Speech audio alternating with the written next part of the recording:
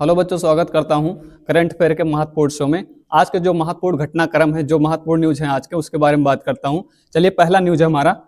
Try ने लगाया 141 करोड़ का जुर्माना जियो, एयरटेल और बीएसएनएल और हमने कहा बीआई पर जो है ट्राई ने 141 करोड़ का जो है जुर्माना लगाया है।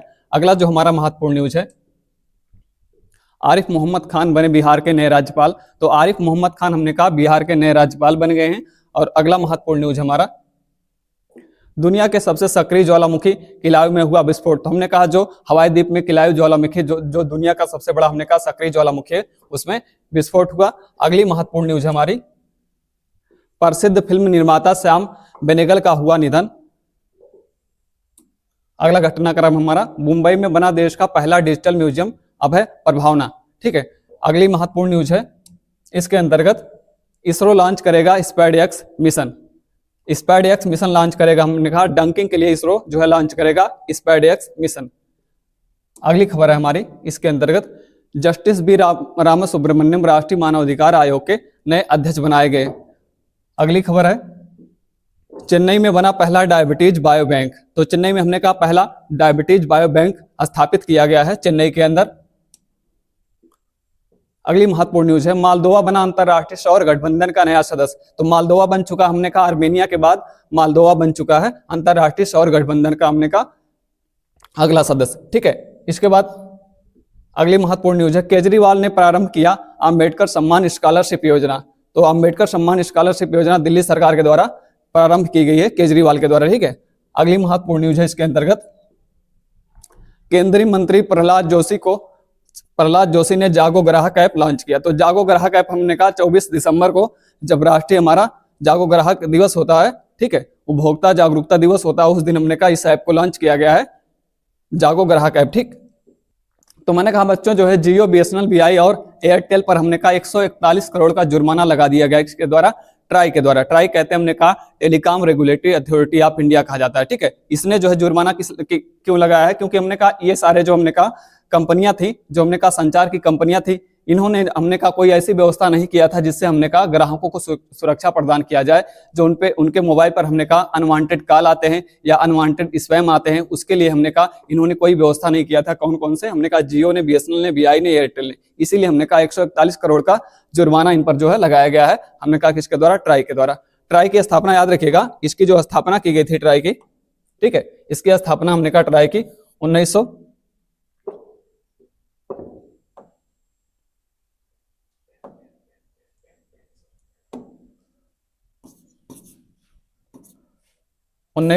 में। ठीक है। तो ये जो हमारा ट्राई बना था, जिसको हम telecom regulatory authority of India कहते हैं, ये 1997 में बना था और इसका मुख्यालय जो मैंने कहा ये दिल्ली के अंदर है। याद रखिएगा, इसका मुख्यालय कहाँ पे है, दिल्ली के अंदर। और इसकी स्थापना कब हुई ट्राई की, तो 1997 में। ठीक है। इसके बाद अगली हमारी जो महत्वपूर्ण न्यूज है, इसके अंतर्गत जो क्वेश्चन हमारा, विश्व का सर्वाधिक सक्रिय ज्वालामुखी किलाओ में हमने कहा ज्वालामुखी जो है किस महाद्वीप के अंदर स्थित है, पूछा गया। तो किलाओ ज्वालामुखी किस महाद्वीप में स्थित है, ऑस्ट्रेलिया महाद्वीप, अफ्रीका महाद्वीप, उत्तरी अमेरिका महाद्वीप, या मैंने कहा जो है दक्षिण अमेरिका महाद्वीप। ठीक है।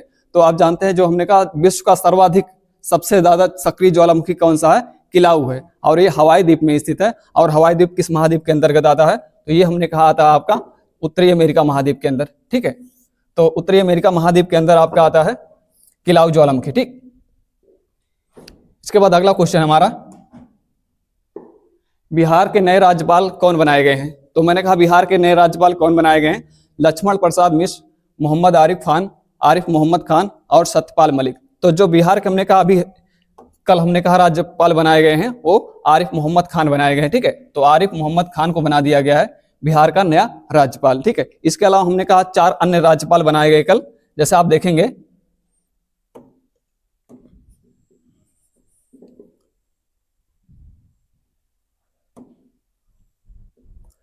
राजेंद्र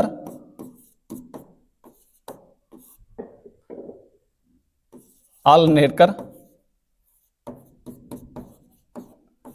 और इसके अलावा मैंने कहा बीके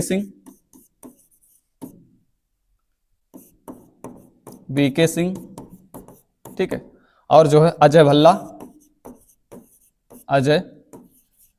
भल्ला और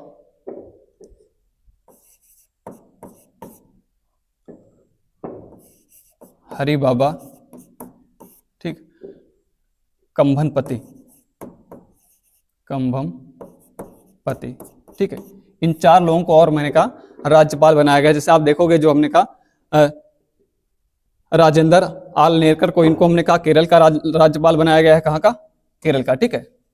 तो इनको केरल का राज्यपाल बनाया गया है, केरल का। बाकी इनके अलावा हमने कहा बीके सिंह को जो है त्रिपुरा का राज्यपाल बनाया गया है, त्रिपुरा का।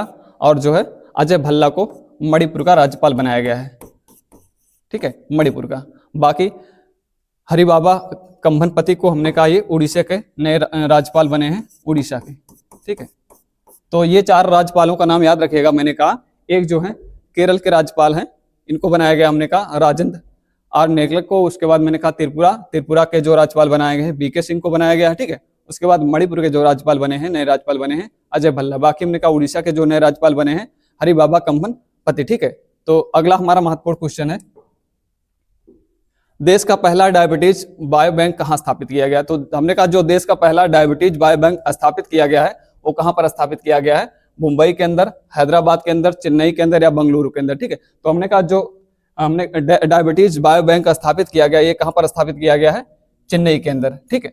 और ये क्यों स्थापित किया गया है? देखिए जो हमने कहा बायो सैंपल होता है, ठीक है, डायबिटीज पेशेंट का जो बायो सैंपल होगा वो हमने कहा यहाँ रखा जाएगा और उसके हमने कहा उससे संबंधित अध्ययन किया जाएगा और उस पर रिसर्च किया जाएगा, ठीक है। तो इसीलिए हमने कहा डायबिटीज बायो बैंक स्थापित किया गया कहाँ पे? चेन्नई के अंदर, ठीक है। अगली जो न्यूज है, अंतरराष्ट्रीय सौर गठबंधन में शामिल होने वाला नया राष्ट्र कौन है? तो अंतरराष्ट्रीय सौर गठबंधन में हमने कहा शामिल होने वाला जो नया सदस्य राज्य कौन है? तंजानिया, अमेरिका, मालदोवा या आर्मीनिया, ठीक है। तो आर्मीनिया हमने कहा 104 नंबर का ये सदस्य बना था, 104 नंबर का सदस्य बना था। अब जो हमने कहा नया सदस्य बना है इसके अंतर्गत ये हमारा मालदोवा, ठीक है। तो मालदोवा जो है अंतरराष्ट्रीय सौर गठबंधन में, जिसको हम ISA कहते हैं, ठीक है, इंटरनेशनल सोलर अलायंस, ठीक है। इंटरनेशनल सोलर अलायंस के अंतर्गत अंतरराष्ट्रीय सौर गठबंधन के अंतर्गत नया सदस्य जो बन गया है वो कौन है? हमारा मालदोवा है, ठीक है। इसके पहले जो बना था हमने कहा 104 नंबर का वो आर्मीनिया बना था, ठीक। नेक्स्ट क्वेश्चन हमारा, एक बात याद रखिएगा, ये जो हमारा अंतरराष्ट्रीय सौर गठबंधन है इसकी स्थापना करने वाला भारत है ना, और इसकी स्थापना 2015 में होती है, ठीक है। तो आपसे पूछा जा सकता है ISA कब बना, इंटरनेशनल सोलर अलायंस कब बना है, अंतरराष्ट्रीय सौर गठबंधन कब बनाया है? 2015 में बनाया है। और इसको किसने बनाया? हमने कहा भारत ने बनाया। और अब तक हमने कहा इसमें अगर टोटल सदस्यों की संख्या देखेंगे तो 120 हो चुकी है, लेकिन हमने कहा जो अस्थायी सदस्य लगभग हमने कहा वो 105 हो चुके हैं, ठीक है। अगला हमारा क्वेश्चन है, राष्ट्रीय मानव अधिकार आयोग के नए अध्यक्ष कौन बने हैं? तो मैंने कहा राष्ट्रीय मानव अधिकार आयोग के जो नए अध्यक्ष बन गए हैं justice Gangadhar Rao, justice B Ramasubramanian, उसके बाद जस्टिस अहलुवालिया या विनायक दास। तो जो हमने कहा नए अध्यक्ष बने हैं किसके? राष्ट्रीय मानव अधिकार आयोग के, ये बन गए हैं आपके जस्टिस बी रामासुब्रमण्यम, ठीक है, जस्टिस बी रामासुब्रमण्यम। देखिए कौन होता है हमने कहा मानव अधिकार आयोग का अध्यक्ष? तो देखिए कोई भी ऐसा व्यक्ति जो सर्वोच्च न्यायालय में चाहे मुख्य न्यायाधीश हो या हमने कहा न्यायाधीश हो, ठीक है, सर्वोच्च न्यायालय में, उसी को बनाया जाता है राष्ट्रीय मानव अधिकार आयोग का अध्यक्ष, ठीक है। तो ये कौन बन गए हैं वर्तमान समय में? मैंने कहा जस्टिस बी रामासुब्रमण्यम। तो जस्टिस बी रामासुब्रमण्यम ये हमने कहा वर्तमान के राष्ट्रीय मानव अधिकार आयोग के अध्यक्ष, ठीक है। ये जो हमने कहा संस्था है राष्ट्रीय मानव अधिकार आयोग, इसकी स्थापना हमने कहा की गई थी 1993 में, ठीक है। तो जब भी पूछा जाए राष्ट्रीय मानव अधिकार आयोग कब बना, आप बताएंगे 1993 में बना। और हमने कहा ये जो इसमें जो है एक अध्यक्ष होता है, एक अध्यक्ष होता है, ठीक। और इसके अलावा हमने कहा 3 सदस्य होते हैं, 3 सदस्य होते हैं और 4 अन्य सदस्य होते हैं, 4 अन्य सदस्य होते हैं। और जो राष्ट्रीय मानव अधिकार आयोग का अध्यक्ष होगा वो जो हमने कहा उसका जो कार्यकाल होता है वो 3 वर्ष का होता है ना। उसका कार्यकाल कितना होता है? 3 वर्ष का होता है। या हमने कहा उसकी उम्र अगर हमने कहा उसकी आयु अगर 70 वर्ष पूरी हो जाती है उसके पहले हमने कहा वो रिटायर हो जाएगा। सामान्यतः उसकी जो हमने कहा उसका कार्यकाल होता है वो 3 वर्ष का होता है, लेकिन अगर उसकी आयु 70 वर्ष पहले ही हो जाती है 3 वर्ष के कार्यकाल से, तो हमने कहा वहां से रिटायर हो जाएगा, ठीक है। तो हमने कहा एक अध्यक्ष होगा, इसमें 3 अन्य सदस्य होंगे और मैंने कहा 4 अन्य सदस्य होंगे इसके अंतर्गत, ठीक है। तो इसकी स्थापना मैंने कहा राष्ट्रीय मानव अधिकार आयोग की स्थापना हुई है 1993 में। एक इसमें अध्यक्ष होता है, बाकी 3 सदस्य होते हैं, 4 अन्य सदस्य होते हैं। और ये जो राष्ट्रीय मानव अधिकार आयोग का अध्यक्ष होता है, इसका हमने कहा जो चुनाव होता है किसके द्वारा होता है, तो एक कमेटी बनाई जाती है और उस कमेटी का अध्यक्ष होता है प्रधानमंत्री, बाकी गृह मंत्री होता है इसके अंदर, और मैंने कहा जो लोकसभा का अध्यक्ष होता है वो होता है हमारा उपराष्ट्रपति होता है इस कमेटी में। बाकी उसके अलावा मैंने कहा जो लोकसभा है उसका जो प्रतिपक्ष नेता होगा, और मैंने कहा जो राज्यसभा है उसका जो प्रतिपक्ष नेता होगा, एक कमेटी के द्वारा हमने कहा इनका चुनाव किया जाता है, जो राष्ट्रीय मानवाधिकार आयोग का अध्यक्ष होता है। ठीक है, तो इसकी स्थापना 1993 में हुई थी और ये एक वैधानिक संस्था है। ठीक है, मैंने कहा संविधान में इस संस्था के बारे में कुछ नहीं कहा गया है, तो मतलब एक वैधानिक संस्था है। ठीक, उसके बाद अगला क्वेश्चन हमारा, अंबेडकर सम्मान स्कॉलरशिप योजना शुरू करने वाला राज्य कौन है। तो मैंने कहा जो अंबेडकर सम्मान स्कॉलरशिप सम्मान योजना शुरू किया गया है अरविंद केजरीवाल के द्वारा शुरू किया गया है, और जो है ये कौन सा राज्य है, दिल्ली। ठीक है, तो अरविंद केजरीवाल ने अपने यहाँ हमने कहा दिल्ली सरकार के अंतर्गत अंबेडकर सम्मान स्कॉलरशिप योजना शुरू किया है, और इस स्कॉलरशिप से हमने कहा अगर कोई विदेश में पढ़ने जाना चाहता है तो उसको हमने कहा सहायता दी जाएगी इस स्कॉलरशिप योजना के अंतर्गत, अंबेडकर सम्मान स्कॉलरशिप योजना। तो आपसे पूछा जा सकता है अंबेडकर सम्मान स्कॉलरशिप योजना हमने कहा किस सरकार के द्वारा शुरू किया गया, दिल्ली सरकार के द्वारा। ठीक है, अगला हमारा महत्वपूर्ण क्वेश्चन है, हाल ही में श्याम बेनेगल का निधन हो गया, इनका संबंध किस क्षेत्र से है। तो हमने कहा श्याम बेनेगल का जो निधन हुआ है तो इनका संबंध किस क्षेत्र से, राजनेता है कि सामाजिक कार्यकर्ता है या फिल्म निर्माता है या हमने कहा साहित्य क्षेत्र से। तो इनका जो संबंध मैंने कहा किस क्षेत्र से, साहित्य क्षेत्र से, या मैंने कहा राजनेता हैं, या मैंने कहा सामाजिक कार्यकर्ता हैं, या हमने कहा फिल्म निर्माता है। तो श्याम बेनेगल एक फिल्म निर्माता थे, एक हमने कहा प्रोड्यूसर थे, और इनका हाल ही में निधन हुआ है। तो आप देखेंगे इनके द्वारा निर्मित बहुत सारी फिल्में, जैसे आप देख सकते हैं मंडी, और इनकी फेमस एक फिल्म थी हमने कहा सूरज का 7वां घोड़ा, सूरज का 7वां घोड़ा। ठीक, सुभाष चंद्र बोस, सुभाष चंद्र बोस। इसके अलावा देखेंगे बहुत सारी फिल्मों इन्होंने, ठीक है, तो बहुत सारी फिल्मों का निर्माण किया। तो आप याद रखिएगा हाल ही में हमने कहा श्याम बेनेगल का निधन हो गया और इनका संबंध किससे, फिल्म निर्माता है। ठीक है, अगला महत्वपूर्ण क्वेश्चन हमारा, देश का पहला डिजिटल म्यूजियम अभय प्रभावना का अनावरण कहाँ किया गया है। तो मैंने कहा देश का जो पहला डिजिटल म्यूजियम है इसका अनावरण किया गया है, और कहाँ पे किया गया इसका अनावरण, तो इसका अनावरण किया गया हमने कहा मुंबई के अंदर। ठीक है, तो मुंबई और पुणे को हमने कहा जो हाईवे जाता है उसी हाईवे के पास में हमने कहा इस म्यूजियम को बनाया गया है, देश का पहला डिजिटल म्यूजियम अभय प्रभावना। ठीक है, और 400 करोड़ की लागत से यह म्यूजियम का निर्माण हमने कहा कई सालों से किया जा रहा था इस म्यूजियम का निर्माण, तो 400 करोड़ हमने कहा व्यय करके जो है इस म्यूजियम का निर्माण किया गया है मुंबई के अंदर, मुंबई पुणे हमने कहा हाईवे के पास। ठीक है, अगला हमारा क्वेश्चन है, स्पेडेक्स मिशन किसके द्वारा लॉन्च किया गया। तो देखिए ये जो स्पेडेक्स मिशन है ये लॉन्च किया गया किसके द्वारा, इसरो के द्वारा। तो इसको जो हमने कहा इस मिशन को जो है इसरो लॉन्च करेगा। ठीक है, किसके द्वारा लॉन्च किया जाएगा, इसरो के द्वारा लॉन्च किया जाएगा, और इसी हमने कहा 30 दिसंबर को जो है इसको लॉन्च किया जाएगा।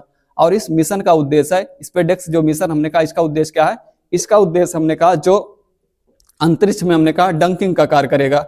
डंकिंग का मतलब होता है हमने कहा दो जो यान होते हैं अंतरिक्ष के अंदर, हमने कहा किसी दो यान को आपस में वहीं पर जोड़ देना, अंतरिक्ष के अंदर ही जोड़ देना, ये उसी के लिए हमने कहा ये मिशन जो है लॉन्च किया जाएगा। ठीक है, हमने कहा दो यान अंतरिक्ष के अंदर ही दोनों को आपस में जोड़ दिया जाएगा इस मिशन के तहत, तो उसी के लिए हमने कहा स्पेडेक्स मिशन लॉन्च होगा 30 दिसंबर को। ठीक है, इसरो के द्वारा लॉन्च किया जाएगा इसको।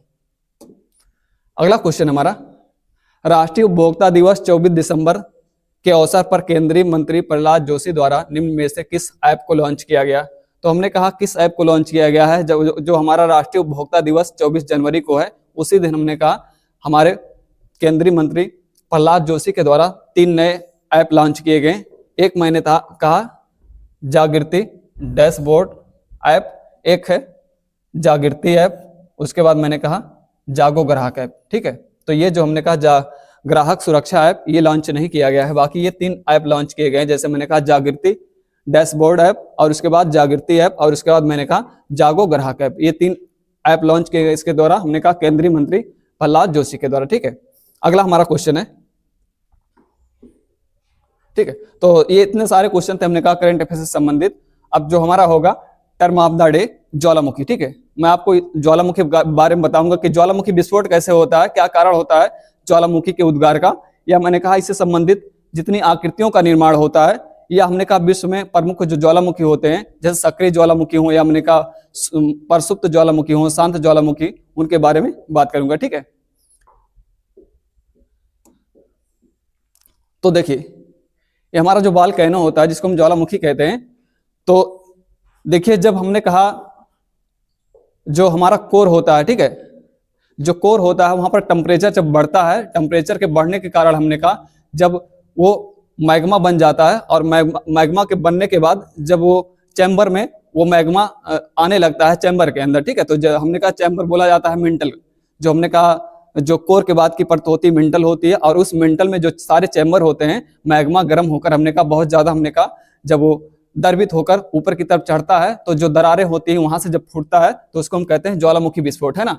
और हमने कहा इसको कहा जाता है पृथ्वी का सुरक्षा वाल्व। ज्वालामुखी को कहा गया है पृथ्वी का सुरक्षा वाल्व। और हमने कहा पृथ्वी के अंदर की जितनी चीजें हैं उसके बारे में अगर हमने कहा एक अच्छी जानकारी प्राप्त करना हो, उसके लिए क्या जाना जाता है, हमने कहा ज्वालामुखी को जाना जाता है। तो ज्वालामुखी से हमने कहा पृथ्वी के गर्भ में या उसके अंदर हमने कहा जो सारी चीजें होती हैं, गैसें हैं या हमने कहा और अन्य चीजें आ जाती हैं धुआं वगैरह के साथ, तो उससे हमने कहा बहुत सारी चीजें आती हैं, तो उससे हम इसका अध्ययन करते हैं पृथ्वी के गर्भ का। ठीक है, तो हमने कहा ये वोल्केनो है, और वोल्केनो में आप देख पा रहे होंगे मैंने कहा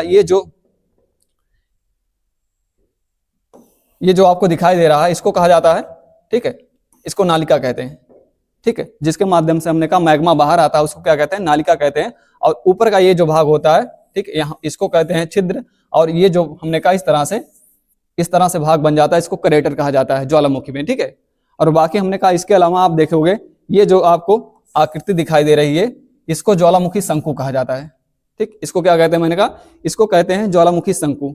तो जब भी पूछा जाए तो क्रेटर हमने कहा जो ऊपरी भाग होता है, जो हमने कहा एक तालाब जैसी संरचना बन जाती है ज्वालामुखी के मुख पर, उसको क्रेटर कहते हैं, है ना।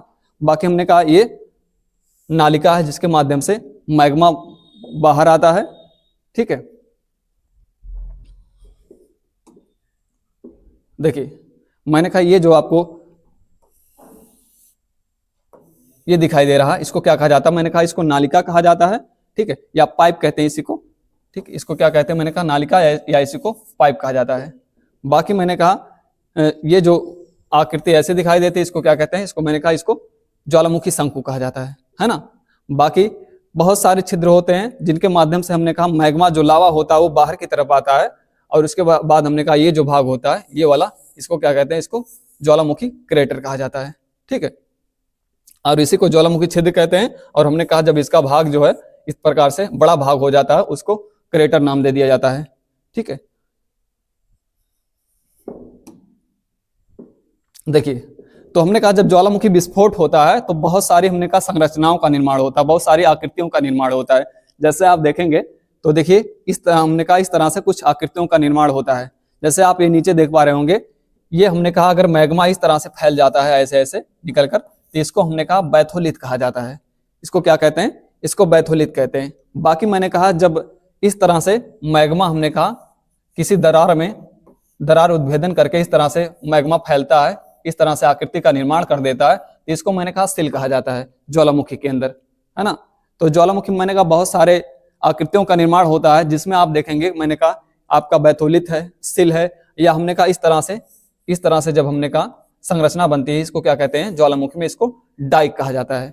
ठीक है, बाकी ये हमने कहा जो अर्धचंद्राकार, आपसे पूछा जाता है ज्वालामुखी के अंदर हमने कहा जो अर्धचंद्राकार आकृति का निर्माण होता है उसको क्या कहते हैं, ऐसे पूछा जाता है कई बार क्वेश्चन। तो अर्धचंद्राकार जो आकृति का निर्माण होता है इसको लैकोलिथ कहते हैं। क्या कहते हैं, इसको लैकोलिथ कहते हैं। बाकी मैंने कहा ये इस तरह से हमने कहा एस के आकार का, किस आकार का पूछा जाता है, एस के आकार का, कि ज्वालामुखी में एस के आकार का क्या होता है, तो एस के आकार का हमने कहा लोपोलिथ कहा जाता है उसको। क्या कहते हैं उसको लोपोलिथ कहते हैं। ठीक है, बाकी मैंने कहा फैकोलिथ, तो हमने कहा इस तरह से जब ये जिगजैग हो जाता है जो मैग्मा है, और मैग्मा निकलकर किसी दरार में जिगजैग तरीके से आपको दिखाई दे तो उसको फैकोलिथ कहते हैं। क्या कहते हैं, फैकोलिथ। ठीक है, इसमें हमने कहा 2-3 चीजें पूछी जाती है। जैसे मैंने कहा ये आपको ये अर्धचंद्राकार आकृति पूछी जाती है।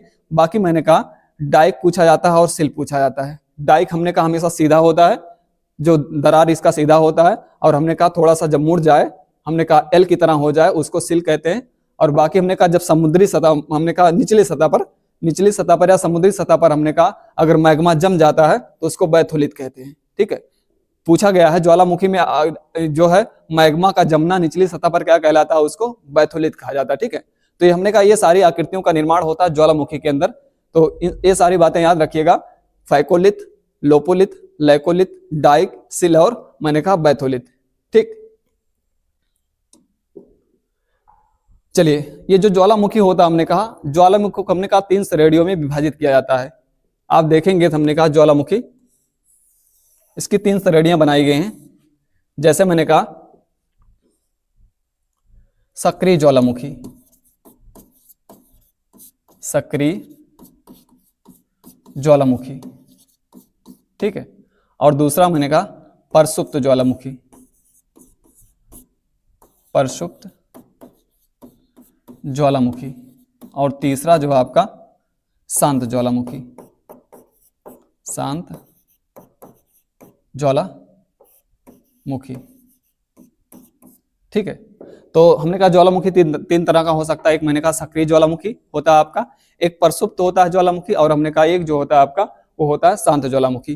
तो सक्रिय ज्वालामुखी क्या होता है, हमने कहा जिसमें हमने कहा प्रायः उद्गार होता रहता है, या हमने कहा कुछ समय के बाद 1 महीना 2 महीना या 1 साल के बाद उद्गार इस तरह से होते रहते हैं, या हमने कहा यहाँ से धुआं निकलता है, महीनों निकलता रहता है, तो उसको हमने कहा सक्रिय ज्वालामुखी कहा जाता है। ठीक है, और बाकी मैंने कहा परसुप्त ज्वालामुखी, परसुप्त ज्वालामुखी जो होता है मैंने कहा यहाँ पर कभी कभी जो है संभावनाएं होती हैं उद्गार होने की, विस्फोट होने की संभावनाएं होती हैं परसुप्त ज्वालामुखी में। तो कभी कभी उद्गार होने की संभावना, होता नहीं ज्यादा उद्गार हमने कहा, लेकिन उद्गार होने की संभावनाएं इस ज्वालामुखी में होती हैं, उसको कहा जाता है मैंने कहा परसुप्त ज्वालामुखी। बाकी शांत ज्वालामुखी मैंने कहा जिसमें कोई संभावना ही ना हो, कोई उद्गार की संभावना ही ना हो, उसको कहा जाता है, उसको क्या कहते हैं, उसको मैंने कहा शांत ज्वालामुखी कहते हैं। ठीक है, तो ये 3 तरह से हमने कहा 3 श्रेणियों में विभाजित किया जाता है ज्वालामुखी को। तो आपसे विभिन्न बातें पूछी जाती, जैसे आपसे पूछा जा सकता है रिंग ऑफ फायर। ठीक है, ज्वालामुखी से संबंधित एक शब्द है, उसको कहा जाता है ring of fire, ring of fire. ठीक है, तो ये जो रिंग ऑफ फायर है ये परिप्रशांत मेखला में है। कहां पे, मैंने कहा परिप्रशांत मेखला में, परिप्रशांत मेखला। तो परिप्रशांत मेखला के अंदर मैंने कहा ये आपका रिंग ऑफ फायर। ठीक है, क्योंकि ज्यादातर ज्वालामुखी हमने कहा विश्व के ज्यादातर ज्वालामुखी कहाँ आते हैं, प्रशांत महासागर में आते हैं, और वो भी प्रशांत महासागर में हमने कहा ये उसको कहते हैं, जो हमने कहा बेल्ट है पूरा, जो इस तरह से हमने कहा बेल्ट का निर्माण होता है जहां पर ज्वालामुखी ज्यादा आते हैं, उसका नाम रख दिया गया है रिंग ऑफ फायर। ठीक है, और ज्यादातर ज्वालामुखी आपसे पूछा जाता है सबसे ज्यादा दुनिया में ज्वालामुखी कहाँ आते हैं, या आपसे इस तरह से पूछा जाता है किस देश में आते हैं, तो हमने कहा सबसे ज्यादा जो ज्वालामुखी आता है वो जापान के अंदर आता है। कहाँ पे आता है, जापान में। ठीक है, तो विश्व में सबसे ज्यादा ज्वालामुखी प्रशांत महासागर में, अगर देश का नाम पूछा जाए आप बताओगे सबसे ज्यादा ज्वालामुखी कहाँ आता है, जापान में। भूकंप और ज्वालामुखी दोनों ज्यादा आता है कहाँ पे, जापान के अंदर। ठीक है, और इसके बाद मैंने कहा कि आपसे पूछा जाता है दुनिया का जो है सबसे ऊंचा ज्वालामुखी कौन सा है, या सबसे सक्रिय ज्वालामुखी कौन सा। जैसे आप देखेंगे तो विश्व का सबसे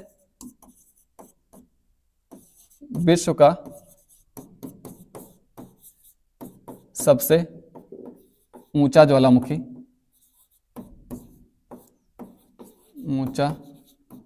ज्वालामुखी, कोटापैक्सी है। कौन सा है, कोटापैक्सी, है ना। विश्व का सबसे ऊंचा ज्वालामुखी कोटापैक्सी आपका इक्वाडोर में पड़ता है। किस देश में है, इक्वाडोर में। ठीक है, बाकी मैंने कहा आपसे पूछा जाए विश्व के सर्वाधिक ऊंचाई पर स्थित सक्रिय ज्वालामुखी कौन सा है, तो हमने कहा विश्व का सबसे ऊंचा सक्रिय ज्वालामुखी है कोटापैक्सी। याद रखिएगा कोटापैक्सी कैसा ज्वालामुखी है, सक्रिय ज्वालामुखी है। बाकी मैंने कहा विश्व का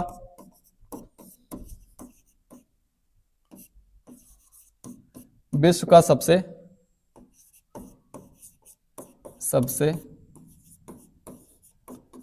ऊंचाई पर स्थित ज्वालामुखी, ज्वालामुखी कौन सा है? तो ये आपका हमने कहा ओजस डेल सैलाडो है, ओजस डेल सैलाडो। ठीक है, देखिए दो तरह का क्वेश्चन होता है। जैसे मैंने कहा सबसे ऊंचा ज्वालामुखी पूछा जाए तो आप कोटापैक्सी को बताएंगे, इक्वाडोर का जो है। उसके बाद मैंने कहा अगर विश्व के सर्वाधिक ऊंचाई पर स्थित सबसे ऊंचा ज्वालामुखी कहना हमने कहा अलग बात है। हमने कहा इस तरह से कोई ज्वालामुखी हमने कहा इस तरह से ऊंचा हो सकता है जिसको कहा जाएगा सबसे ऊंचा ज्वालामुखी। लेकिन मैंने कहा अगर कोई धरातल सतह है, कोई धरातल सतह इतने ऊपर पे है, कोई हमने कहा इस तरह से पठार है या पर्वत है, वहां पर कोई ज्वालामुखी स्थित है, तो ये मैंने कहा विश्व का सबसे अधिक ऊंचाई पर स्थित ज्वालामुखी कौन सा है? ओजस डेल सैलाडो। ये चिली और अर्जेंटीना की सीमा पे है, ओजस डेल सैलाडो। ठीक है, याद रखिएगा कहां पे? चिली और अर्जेंटीना की सीमा पे। ठीक है, बाकी आपसे पूछा जाता है सर्वाधिक शांत ज्वालामुखी कौन सा है? विश्व का सबसे शांत ज्वालामुखी, विश्व का सबसे शांत ज्वालामुखी। ठीक है, तो अकांकागुआ जो है, अकांकागुआ, ये हमने कहा विश्व का सर्वाधिक शांत ज्वालामुखी है, अकांकागुआ। तो एंडीज पर्वत पर स्थित है, हमने कहा दक्षिण अमेरिका के अंदर अकांकागुआ, और हमने कहा विश्व का सबसे शांत ज्वालामुखी कहलाता है अकांकागुआ। ठीक है, तो इस तरह से कुछ बातें याद रखिएगा। या आपसे पूछा जाता है कि कौन सा ऐसा महाद्वीप है जो हमने कहा वहां पर कोई ज्वालामुखी नहीं है, तो ऑस्ट्रेलिया महाद्वीप है ना। ऑस्ट्रेलिया महाद्वीप पर जो है किसी तरह का कोई भी ज्वालामुखी नहीं है, चाहे वो शांत प्रकार का हो, मैंने कहा चाहे प्रसुप्त प्रकार का हो, या मैंने कहा जो है सक्रिय प्रकार का, कोई भी ज्वालामुखी किस महाद्वीप में नहीं पाया जाता, ऑस्ट्रेलिया के अंदर। ठीक है, बाकी जब भी पूछा जाए कि प्रशांत महासागर में, तो अग्निवलय या हमने कहा ज्वालामुखी का पूरा जो बेल्ट है वो प्रशांत महासागर के अंतर्गत आता है। ठीक है, तो विश्व के जो प्रमुख ज्वालामुखी होते हैं या उनके बारे में पूछा जाता है, तो आइए देखते हैं उसको। देखिए, तो यहां देख पा रहे होंगे आप, मैंने कहा जो शांत ज्वालामुखी हैं विश्व के, या मैंने कहा सक्रिय ज्वालामुखी हैं या प्रसुप्त ज्वालामुखी हैं। ठीक है, तो देखेंगे आप शांत ज्वालामुखी में आप देखेंगे किलिमंजारो ज्वालामुखी, अकांकागुआ ज्वालामुखी, पोपा ज्वालामुखी, या मैंने कहा देवबंद ज्वालामुखी। आप याद रखिएगा ये जो आपका किलिमंजारो ज्वालामुखी है ये कहाँ पे है? तंजानिया के अंदर, अफ्रीका महाद्वीप में तंजानिया के अंदर पड़ता है। बाकी अकांकागुआ ज्वालामुखी हमने कहा ये एंडीज पर्वत पर है, दक्षिण अमेरिका में पड़ता है अकांकागुआ। ठीक है, उसके बाद पोपा ज्वालामुखी, ये पोपा ज्वालामुखी मैंने कहा ये पड़ता है आपका जो है म्यांमार के अंदर। ठीक, किस देश में? म्यांमार के अंदर। देवबंद ज्वालामुखी जो है ये आपका ईरान के अंदर पड़ता है। ठीक है, और हमने कहा ये ज्वालामुखी इस प्रकार के हैं सारे शांत ज्वालामुखी, मतलब यहां पर कभी भी उद्गार नहीं होगा। ठीक है, उसके बाद मैंने कहा सक्रिय ज्वालामुखी, सक्रिय ज्वालामुखियों में देखेंगे आप, मैंने कहा किलाउ, यह है आपका किलाउ। ठीक है, किलायु ज्वालामुखी, और ये किलायु ज्वालामुखी हमने कहा उत्तरी अमेरिका महाद्वीप के अंदर हवाई द्वीप में स्थित है। दुनिया का सबसे सक्रिय ज्वालामुखी कहलाता है किलायु ज्वालामुखी। इसके अलावा यहाँ पर एक और ज्वालामुखी, इसको कहा जाता है मोनोलोवा ज्वालामुखी, ये नीचे लिखा हुआ है मोनोलोवा ज्वालामुखी, हवाई द्वीप में। तो हवाई द्वीप के दो ज्वालामुखी बहुत पूछे जाते हैं, एक मैंने कहा किलायु ज्वालामुखी पूछा जाता है जो दुनिया का सबसे सक्रिय ज्वालामुखी है, एक दूसरा है ये भी सक्रिय ज्वालामुखी हमने कहा मोनोलोवा ज्वालामुखी, ये भी हवाई द्वीप में। ठीक है, ओजस डेल सैलाडो मैंने कहा ये ज्वालामुखी आपका जो मैंने आपको बताया कि सबसे सर्वाधिक ऊंचाई पर स्थित ज्वालामुखी है, और ओजस डेल सैलाडो जो अर्जेंटीना और चिली के सीमा पर स्थित है, ओजस डेल सैलाडो। ठीक है, बाकी कोटापैक्सी ज्वालामुखी जो दुनिया का सबसे ऊंचा ज्वालामुखी कहलाता है, और यह कहां पर है? इक्वाडोर में। किस प्रकार का? सक्रिय ज्वालामुखी। एटना ज्वालामुखी मैंने कहा एटना आपका पड़ता हमने कहा सिसिली के अंदर, सिसिली द्वीप में, इटली के पास एक हमने कहा भूमध्य सागर में एक सिसिली द्वीप है, वहां पर पड़ता है आपका एटना ज्वालामुखी। और स्ट्राम्बोली हमने कहा ये इटली के अंदर पड़ता है। ठीक है, स्ट्राम्बोली को हमने कहा प्रकाश स्तंभ कहा जाता है भूमध्य सागर का, है ना। तो ये जो आपका स्ट्राम्बोली ज्वालामुखी है इसको प्रकाश स्तंभ कहा गया, किसका? भूमध्य सागर का। तो याद रखिएगा आपसे देश भी पूछा जाता है और किस प्रकार के वह ज्वालामुखी हैं ये भी पूछा जा सकता है। बैरन ज्वालामुखी, तो हमारे भारत में हमने कहा एक मात्र सक्रिय ज्वालामुखी है, वो बैरन ज्वालामुखी है। और बैरन ज्वालामुखी कहाँ पे है? तो ये ज्वालामुखी आपका है अंडमान निकोबार द्वीप समूह में। हमारे यहाँ दो ज्वालामुखी, एक मैंने कहा बैरन ज्वालामुखी और एक नारकोंडम। ठीक है, माउंट सेंट हेलेना ज्वालामुखी, ये माउंट सेंट हेलेना ज्वालामुखी उत्तरी अमेरिका का जो है सक्रिय ज्वालामुखी है, उत्तरी अमेरिका में है माउंट सेंट हेलेना ज्वालामुखी। ठीक है, उसके बाद है माउंट रेनियर ज्वालामुखी, रेनियस नहीं है, रेनियर है, हरा है, ठीक है। माउंट रेनियर ज्वालामुखी, ये भी आपके अमेरिका का ज्वालामुखी है, सक्रिय ज्वालामुखी है। बाकी माउंट कैमरून ज्वालामुखी, ये कहाँ पे है, तो ये हमने कहा अफ्रीका महाद्वीप के अंदर कैमरून देश के अंदर पड़ता है आपका माउंट कैमरून ज्वालामुखी, और ये सक्रिय प्रकार का है। माउंट ताल ज्वालामुखी, ये माउंट ताल ज्वालामुखी आपका पड़ता है फिलीपींस के अंदर, है ना।